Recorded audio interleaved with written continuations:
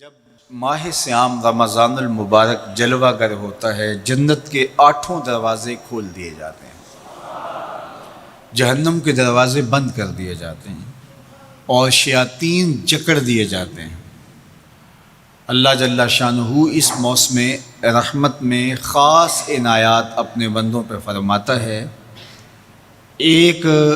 نفل ادا کرنے سے فرض ادا کرنے کا ثواب ملتا ہے اور ایک فرض ادا کرنے سے 70 فرائض ادا کرنے کا ثواب ملتا ہے۔ اسی طرح راہ خدا میں 1 روپیہ دو گے تو 70 روپے خرچ کرنے کا ثواب ملے گا۔ اسی طرح باقی نیکیاں بھی جتنی بھی ہم کرتے ہیں، وہ ایک نیکی کریں گے تو 70 گنا اجر ماہ سیام میں ہمیں نصیب ہوتا ہے۔ اس لیے اہل ایمان کا یہ طریقہ ہے کہ وہ اس مہینے میں کثرت کے ساتھ تلاوت کرتے ہیں، کیونکہ ایک مرتبہ اگر قرآن مجید پڑھ لیا تو 70 مرتبہ قرآن مجید پڑھنے کا ثواب نصیب ہوا۔ ماہ سیام میں چونکہ شیطان بندھا ہوا ہوتا ہے، تو ہم اپنے آپ کو نیکی کی طرف اگر لانا چاہیں تو اتنی رکاوٹیں نہیں ہوتی جتنی عام دنوں میں ہوتی ہیں، لیکن اس کے باوجود بہت سارے لوگ ہیں جو رات کو بڑا پکا ارادہ کر کے سوتے ہیں کہ میں صبح وقت پہ اٹھوں گا اور نوافل بھی پڑھوں گا اور نماز بھی ادا کروں گا، لیکن جب صبح ہوتی ہے تو انہیں یا تو جاگ نہیں آتی یا نیند سے بیدار ہو جاتے ہیں، بستر سے اٹھا نہیں جاتا۔ جب کہ وہی شخص انہوں نے صبح سبزی منڈی جانا ہو تو چھلانگ لگا کے اٹھتے ہیں اور سبزی منڈی پہنچتے بھی ہیں۔ سستی طبیعت کا کسل نہیں ہوتا۔ عمومی طور پہ ہم اپنے آپ کو بیمار تصور کر لیتے ہیں اور سستی اور کسل کا نام دے کر کے، بہانہ دے کر کے ہم کہتے ہیں کہ بس کیا کریں، ہم کو ارادہ کرتے ہیں روز لیکن ہم سے اٹھا نہیں جاتا، بس طبیعت اس طرح کی ہے، کسل ہے، سستی ہے۔ یہ بات ذہن میں رکھیے گا کہ ارادہ کرنے کے باوجود بھی صبح جب ہم اٹھ نہیں پاتے یا کوئی بھی نیکی کا کام ہم کرنے کا ارادہ کرتے ہیں تو ارادہ کرنے کے باوجود ارادہ ہی رہ جاتا ہے، ہم کر نہیں پاتے، تو اس کا سبب یہ ہوتا ہے کہ بہت سارے ہم گناہ کر چکے ہیں اور ان گناہوں کی وجہ سے ہم نیکی کی توفیق نہیں پاتے۔ حضرت حسن بصری رضی اللہ تعالی عنہ نے یہی وجہ اس کی بیان فرمائی ہے۔ تو اس کا بہترین طریقہ یہ ہے کہ توبہ کی جائے، اور توبہ بھی سچے دل سے کی جائے، رو رو کے اللہ سے گناہوں کی معافی مانگی جائے، اور سچے دل سے جب توبہ کی جائے تو پھر سارے گناہ نہ صرف مٹا دیے جاتے ہیں بلکہ ان کو بدل کے نیکیوں میں تبدیل کر دیا جاتا ہے۔ تو ماہ سیام کے اندر پختہ عزم کریں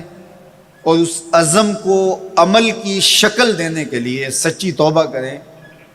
کہ ہمارا یہ رمضان اس طرح سے گزرے، یہ مہینہ اس طرح سے بسر ہو کہ ہم اس مہینے میں اللہ تعالیٰ کی قربت حاصل کر لیں، ہم گناہوں سے پاک ہو جائیں اور ہم جو ثمرات ہیں، جو فوائد ہیں اس مہینے کے، وہ ہم سمیٹ سکیں۔ تو یہ وہ مہینہ ہے جس کے انتظار میں میرے اور آپ کے آقا و مولا اپنی آنکھیں لگائے ہوتے تھے اور دن گن گن کے وقت گزارتے تھے کہ ماہ سیام آ رہا ہے۔ تو اس مہینے کا عزت کے ساتھ، تکریم کے ساتھ، اعزاز کے ساتھ استقبال کرو اور اس کو پلکوں پہ بٹھاؤ، اس کو دل پہ بٹھاؤ۔ اس مہینے کی تکریم یہ ہے کہ اس میں ہر برا کام چھوڑ دیا جائے۔ اگر کوئی شخص برا کام نہیں چھوڑتا اور روزے رکھتا ہے تو میرے اور آپ کے آقا و مولا کا ایک فرمان سن لیجئے، من لم یدع قول الزور والعمل بہ فلیس للہ حاجۃ فی ان یدع طعامہ و شرابہ۔ فرمایا کہ جو جھوٹ اور برے کام نہیں چھوڑتا، اس کے بھوکا اور پیاسا رہنے کی اللہ کو کوئی ضرورت نہیں ہے۔ تو روزہ خوراک بچاؤ مہم نہیں ہے جو چلائی جاتی ہے، بلکہ یہ تزکیہ نفس کا موسم ہے، باطن کی صفائی کا موسم ہے، اور باطن کی صفائی نہیں ہوتی جب تک ہم کوشش کریں۔ آپ کے بدن پہ بہت ساری میل چڑھی ہوئی ہے اور جمی ہوئی ہے بدن کے ایک ایک عضو پہ میل، تو آپ پانی میں چھلانگ لگا کے باہر بھی آ جاتے ہیں تو میل نہیں اترتی، چلو کچھ نہ کچھ فرق تو ضرور پڑ جاتا ہے، لیکن میل نہیں اترے گی۔ میل کب اترے گی؟ جب آپ اپنے بدن کو مل مل کے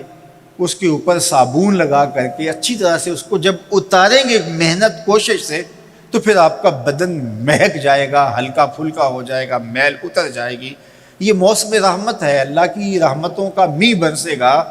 اس سے کچھ نہ کچھ فائدہ تو ہوگا ہی، لیکن حقیقی فائدہ وہی حاصل کرے گا جو اپنے گناہوں کو مل مل کے دھوئے گا اور اپنے آپ کو صاف کرنے کی کوشش کرے گا۔ تو اپنے من کے میل اتارنے ہیں، اپنے باطن کے میل اتارنے ہیں، اپنے اعمال کی درستگی کی کوشش کرنی ہے۔ صلاۃ التراویح مسجد میں نہیں آ سکتے تو گھروں میں پڑھ لیجئے، جس طرح بڑی عمر والے لوگوں کو، بیمار لوگوں کو کہا گیا کہ آپ گھروں میں پڑھ لیں، بچوں کو کہا گیا، لیکن چھوڑیے گا نا، یہ رمضان المبارک کا خاص عمل ہے۔ آج کل دین بیزار طبقہ مختلف جگہوں پہ بیٹھ کے مسجد پر، مدرسے پر، تراویح پر، ان چیزوں پر تبصرہ کر رہا ہے اور اتنا ہلکا ثابت کرنا چاہ رہا ہے ان امور کو، جس طرح یہ چیزیں ہوتی کچھ نہیں ہیں، جبکہ ماہ سیام کے قیام پر میرے اور آپ کے آقا مولا نے بشارت دیتے ہوئے فرمایا، من قام رمضان ایمانا و احتسابا غفر لہ ما تقدم من ذنبہ، جس نے رمضان المبارک کی راتوں میں قیام کیا ایمان اور محاسبہ نفس کے ساتھ، اللہ اس کے پچھلے سارے گناہ معاف فرما دیتا ہے۔ یہ بہت بڑی دولت ہے، تو اس دولت کو ضرور سمیٹیے گا، ضرور حاصل کیجئے گا، من کی ستھرائی، عفت اور پاکیزگی کا سامان کیجئے گا۔ اللہ آپ سب کو اپنی امان میں، اپنی حفاظتوں کے حصار میں رکھے۔